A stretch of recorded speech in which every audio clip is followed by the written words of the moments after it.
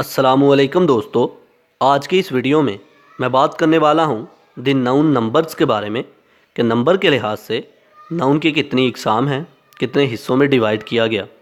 तो बगैर टाइम ज़ाया किए चलिए शुरू करते हैं। द नाउन नंबर्स, नंबर के लिहाज से नाउन को दो हिस्सों में डिवाइड किया गया, singular noun and plural noun.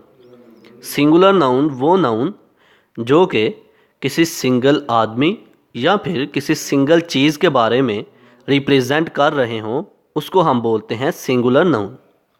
और इसी तरह प्लूरल नाउन ऐसे नाउन जो कि दो या दो से ज़्यादा चीज़ों को रिप्रेजेंट कर रहे हों या फिर दो या दो से ज़्यादा लोगों को रिप्रेजेंट कर रहे हों, उसको हम बोलते हैं प्लूरल नाउन। आइए अब इसको लफ्ज़ी तौर पर पढ़ते हैं।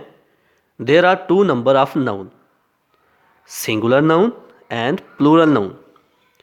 Singular noun, a noun that denotes one person or thing is said to be singular noun. ऐसे नाउन जो कि किसी सिंगल आदमी, सिंगल चीज़ के बारे में रिप्रेजेंट कर रहे हों, उसको हमने बोला singular noun. For example boy, girl, cow, book etcetera. अब बात करते हैं प्लूरल नाउन की। A noun that denotes more than one person और thing is said to be plural noun.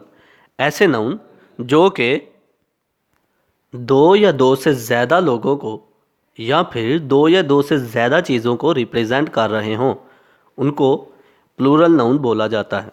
For example boys, girls, trees and books etcetera.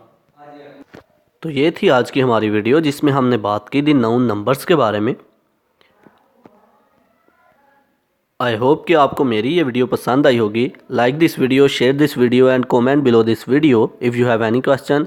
Thanks for watching. Subscribe focus group. अल्लाह हाफिज़।